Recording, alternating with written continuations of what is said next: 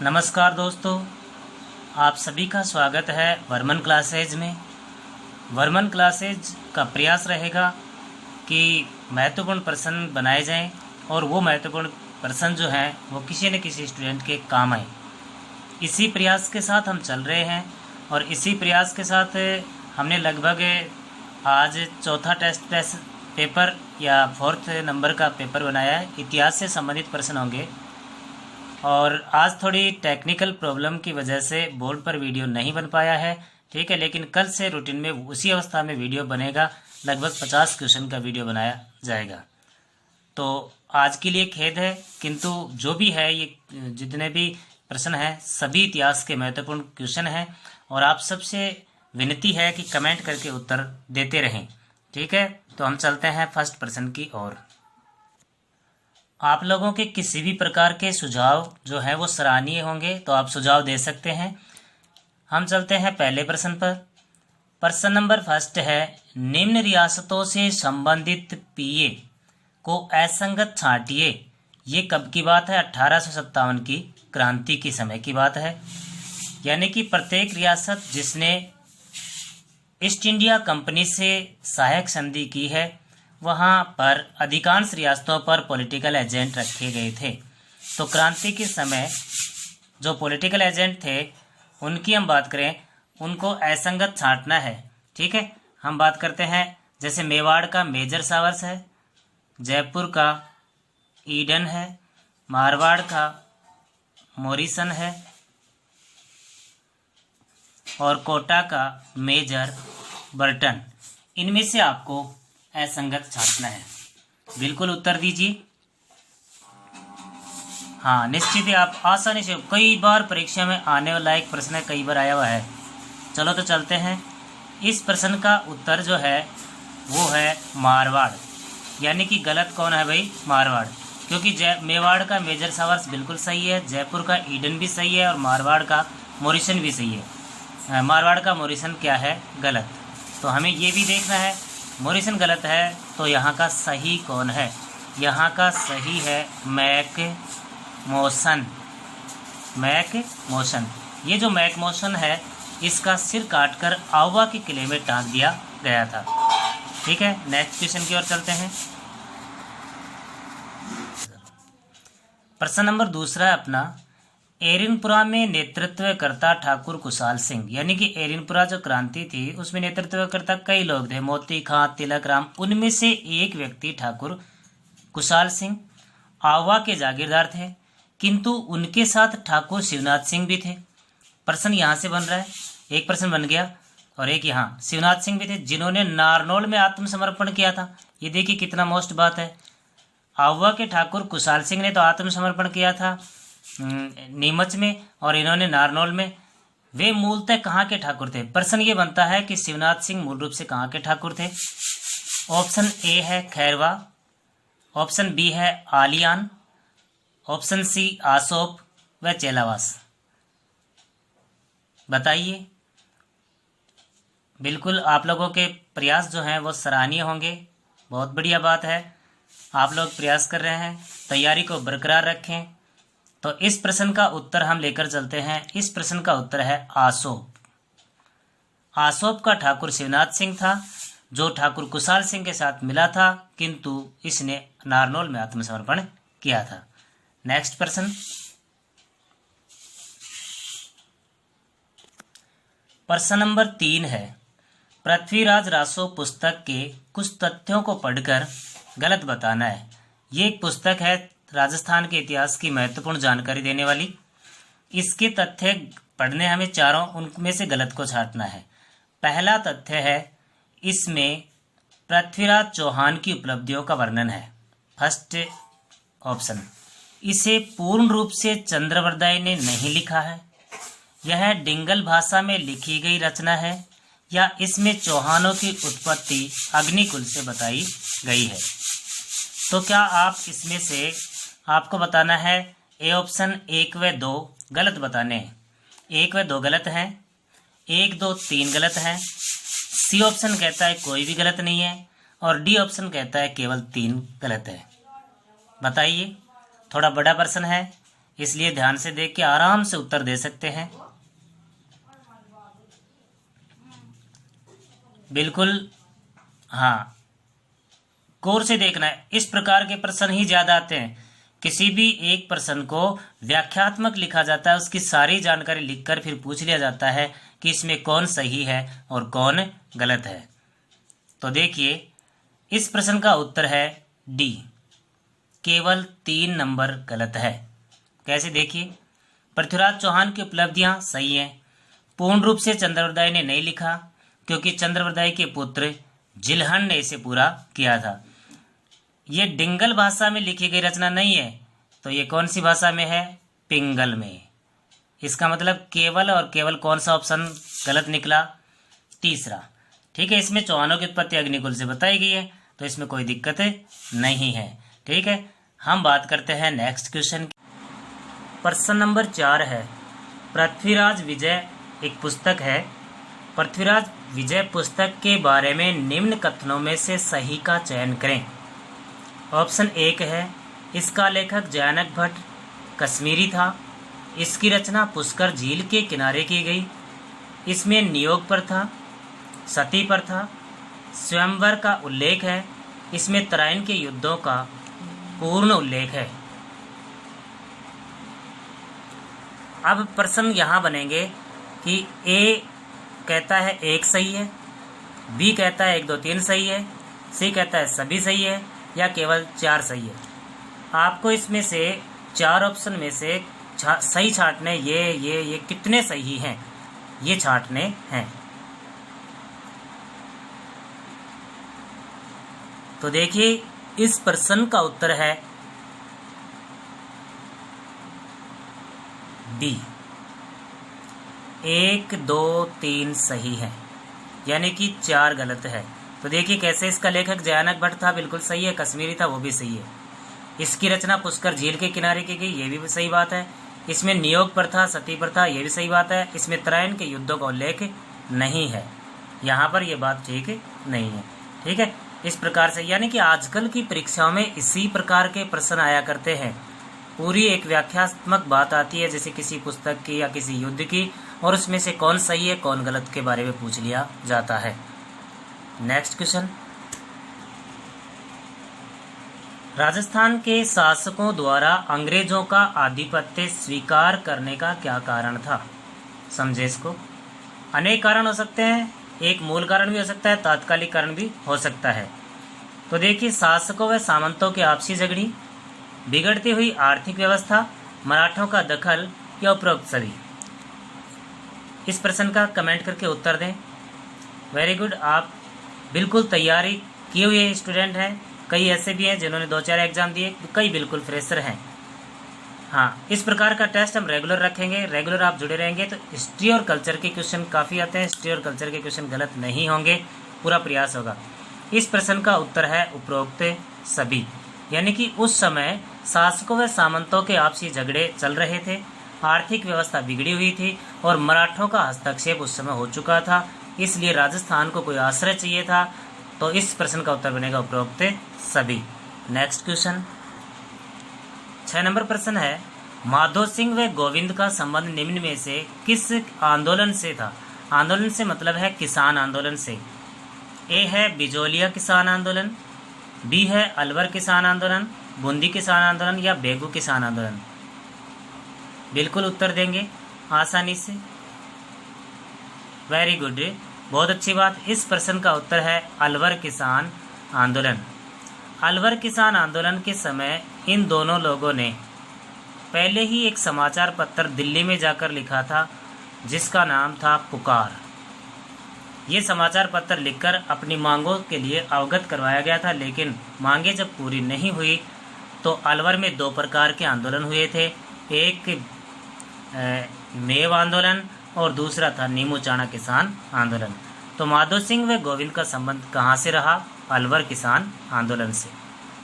Next question, अगला अपना प्रश्न जो है वो है, निम्न में से कौन बिजोलिया आंदोलन से संबंधित द्वितीय जांच आयोग में शामिल नहीं था?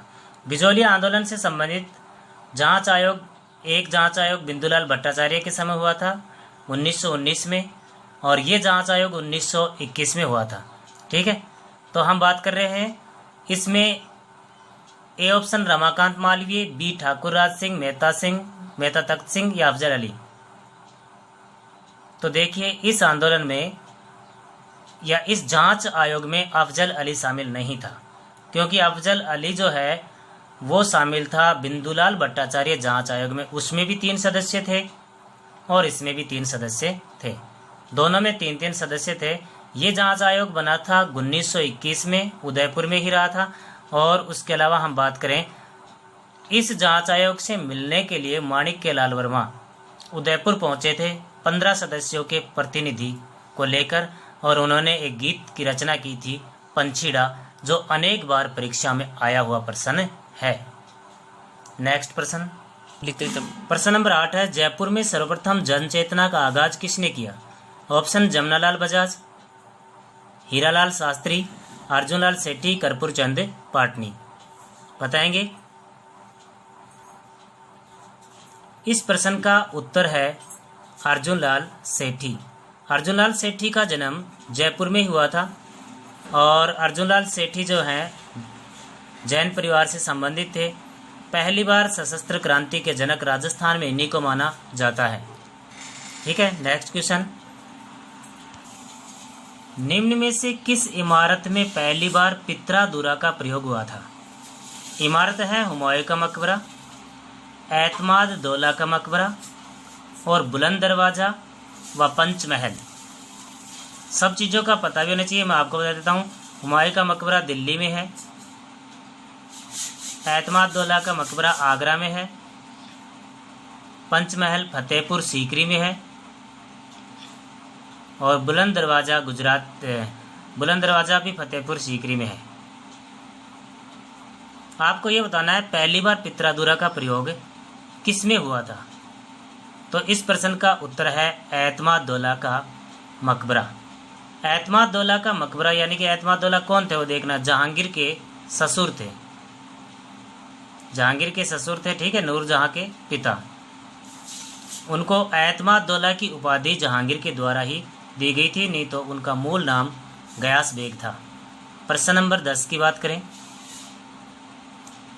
किसने कहा था कि गुजरात व मालवा हुमायूं के हाथों में पके हुए फल की भांति आए और चले गए? ये कथन है। ऑप्शन है बदायूनी, अबुल फजल, लेनपुल व अमीर खुसरो। आराम से सोच समझ कर उत्तर दें। इस प्रकार के प्रश्न, कथन के प्रश्न भी दिल्ली पुलिस, राजस्थान पुलिस और रिट इन सब में आते रहते हैं।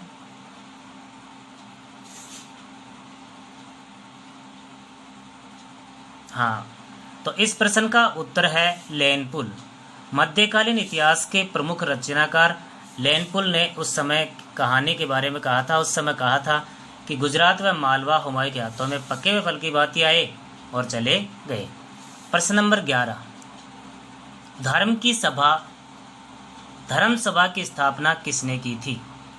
ऑप्शन है केशव चंद्र सेन, दरालू नायडू, ज्योतिबा राव फूले, राधाकांत देव। मैं आपको ये बता दूं, धर्म सभा जो है वो विरोधी है किसकी? ब्राह्मण समाज की। ये ध्यान रखना, ब्राह्मण समाज जो है वो भारतीय समाज में सुधार करने का प्रयास कर रहा है। सती प्रथा और जितने भी हैं ऐसे प्रथाएं, कुप्रथाएं, उनको समाप्त करने का प्रयास ब्रह्म समाज कर रहा है, लेकिन उसके खिलाफ खड़ा है धर्म सभा। तो आपका उत्तर है राधाकांत देव। डी ऑप्शन इसका उत्तर है।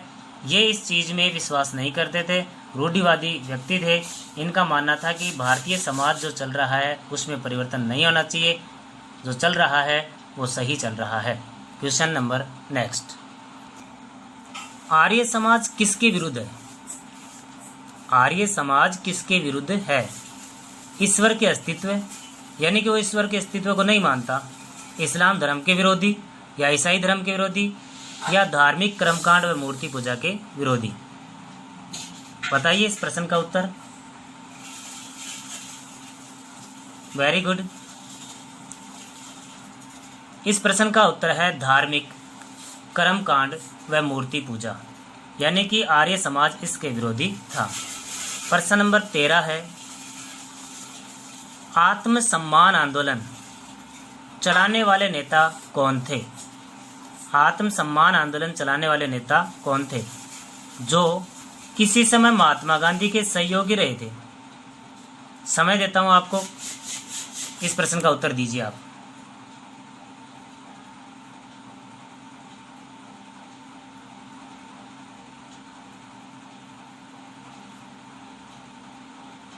सभी प्रश्नों के मैं उत्तर बता रहा हूं। आपने जो कमेंट किए हैं या आपको जो प्रश्न के उत्तर आते हैं उनका मिलान कीजिए, कितने सही होते हैं। प्रतिदिन हम ऐसे ही प्रयास में रहेंगे। तो इस प्रश्न का उत्तर है E.V. रामास्वामी नायकर। पहले राष्ट्रीय आंदोलन में महात्मा गांधी के सहयोगी थे, किंतु बाद में छुआछूत से परेशान होकर और इन्होंने अलग से आंदोलन चलाया था, आत्मसम्मान आंदोलन। नेक्स्ट क्वेश्चन,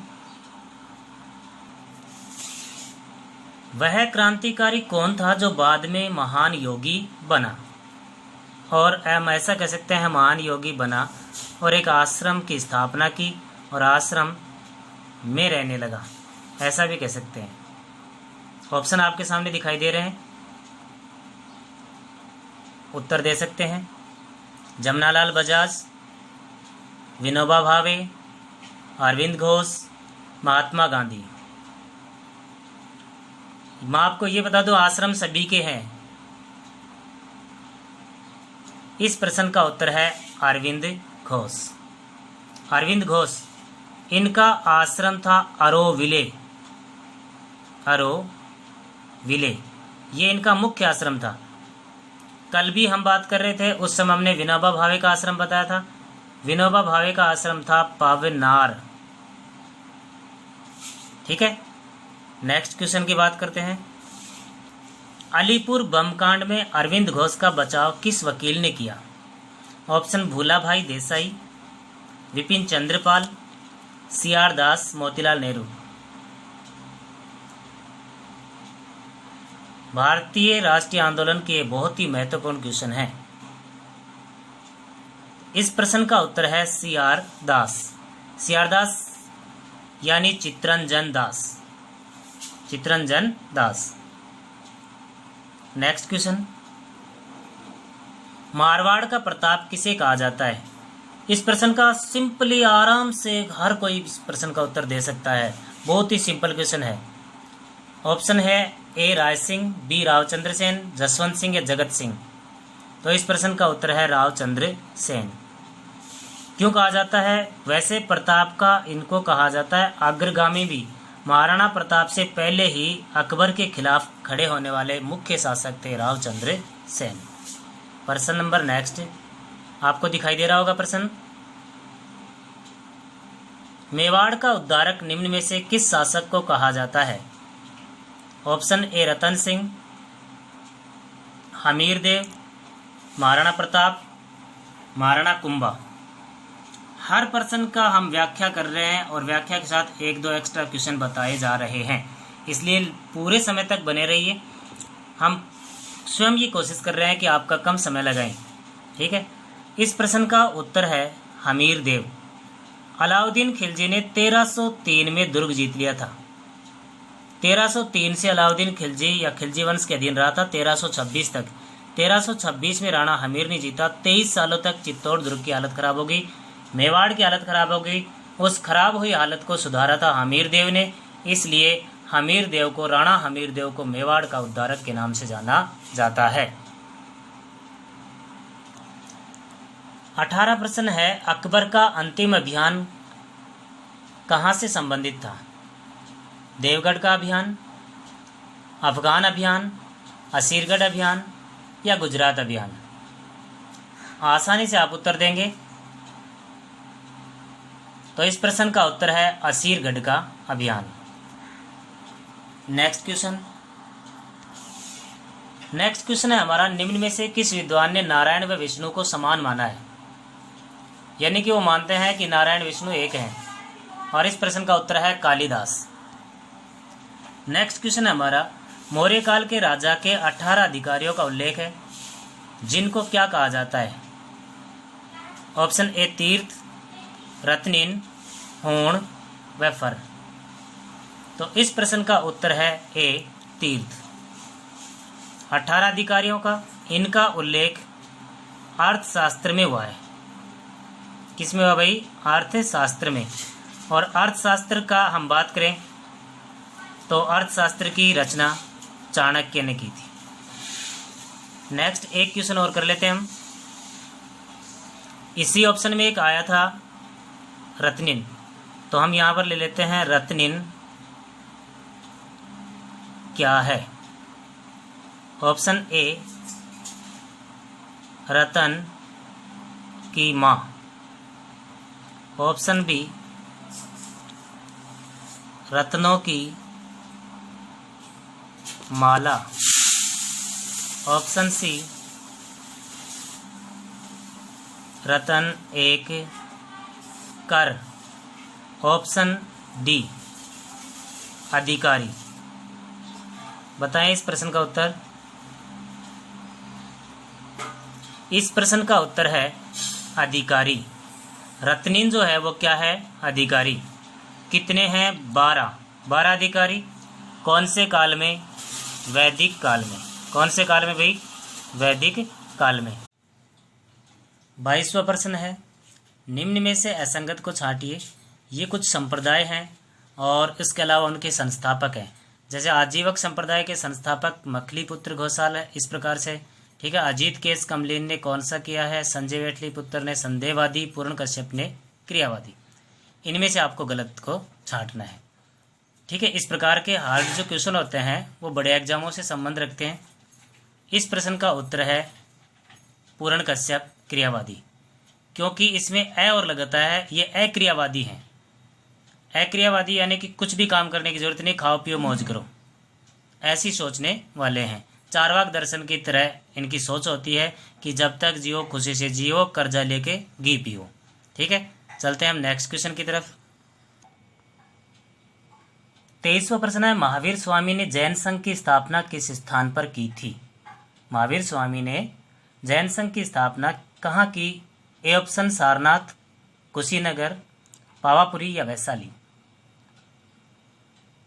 इस प्रश्न का उत्तर आप आसानी से दे सकते हैं। बिल्कुल ही सिंपल क्वेश्चन है, आया और परीक्षा में क्वेश्चन है। Very good. इस क्वेश्चन का उत्तर है पावापुरी। पावापुरी में महावीर स्वामी ने जैन संघ की स्थापना की थी और जैन संघ जो था वो 11 भागों में बटा था।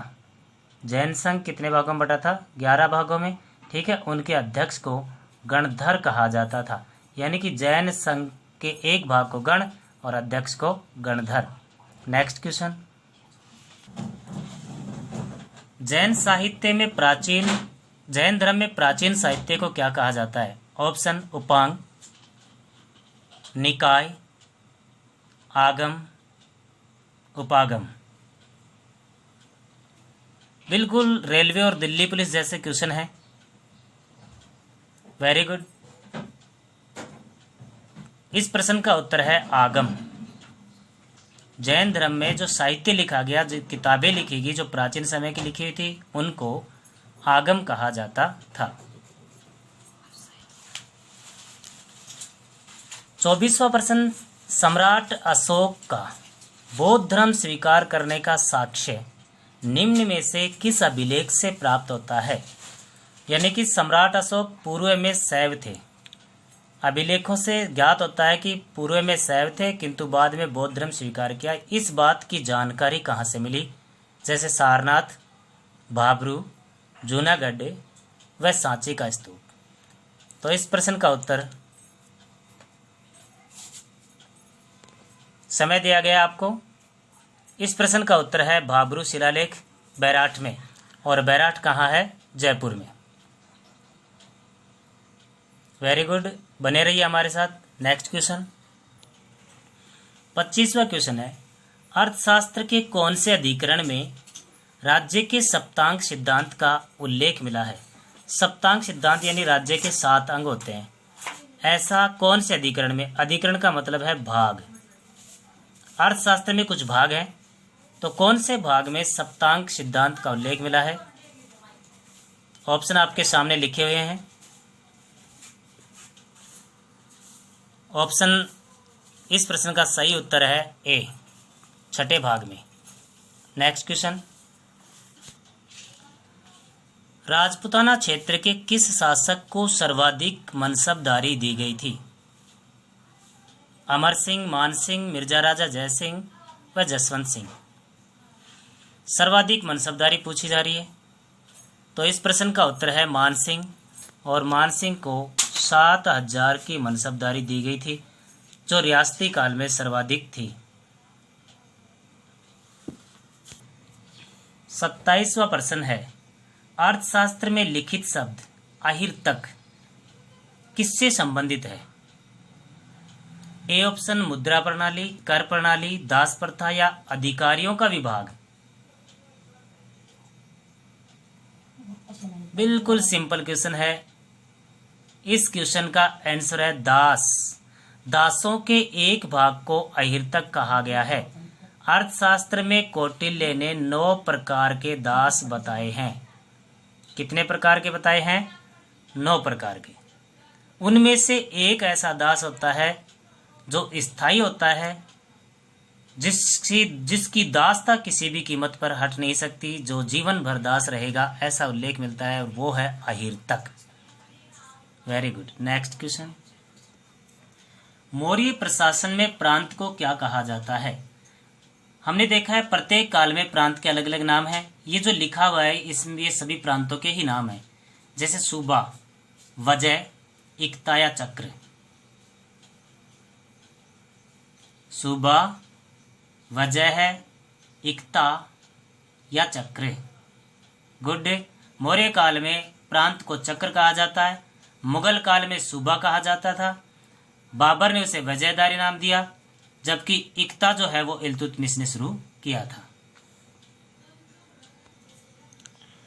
भारत का नेपोलियन किसे कहा जाता है?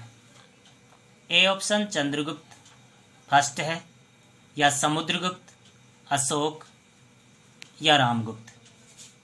इस प्रश्न का उत्तर है, बताएंगे क्या? बिल्कुल आसानी से बता सकते हो। इस प्रश्न का उत्तर है समुद्रगुप्त। समुद्रगुप्त अपने जीवन में कभी भी नहीं हारा था। समुद्रगुप्त के सिक्कों पर वीणा वादक के चित्र मिलते हैं। ऐसे ही हम बात करें तो नेपोलियन ने 40 युद्ध किए थे, वो फिर भी एक युद्ध में अंतिम में हारा था, पर समुद्रगुप्त कभी हारा नहीं था। चारों वर्णों के कर्तव्यों का उल्लेख सर्वप्रथम किस ग्रंथ में हुआ है? प्रश्न को ध्यान से देखिए। कर्तव्य पूछ रहा है, वर्ण नहीं पूछ रहा। यानी कि चारों वर्णों का उल्लेख ऋग्वेद में हुआ है। सबसे पहले ऋग्वेद के 10वें मंडल में हुआ है। 10वें मंडल को पुरुष सूक्त कहते हैं। चारों वर्ण ये वो हैं, ब्राह्मण, क्षत्रिय, वैश्य और शूद्र। किंतु इनके प्रत्येक के अपने अपने कर्म हैं। जैसे ब्राह्मण शिक्षा देने का काम करेगा, क्षत्रिय रक्षा करेगा, व्यापारी पेट पालन का काम करेगा, और शूद्र बेचारा क्या करे? वो तो जिंदगी भर लोगों की सेवा ही करे और लात खाए बस, और इससे ज्यादा कुछ नहीं। ठीक है, तो ऐसे कर्तव्यों का उल्लेख कहाँ से मिला है? यानी कि वो सेवा करेगा। आज के दिन अगर हम देखें तो सबसे बड़ा कार्य सेवा का है, लेकिन उस समय सेवा के कार्य को सबसे नीचा देखा गया था। तो यहाँ पर हम ऑप्शन देखते हैं, शतपथ ब्राह्मण ग्रंथ, ऐत्रेय ब्राह्मण ग्रंथ, मुंडकोपनिषद या अथर्ववेद। इस प्रश्न का उत्तर है ऐत्रेय ब्राह्मण ग्रंथ। आज की हमारी इस क्लास में इतने ही क्वेश्चन होंगे। मिलते हैं कल।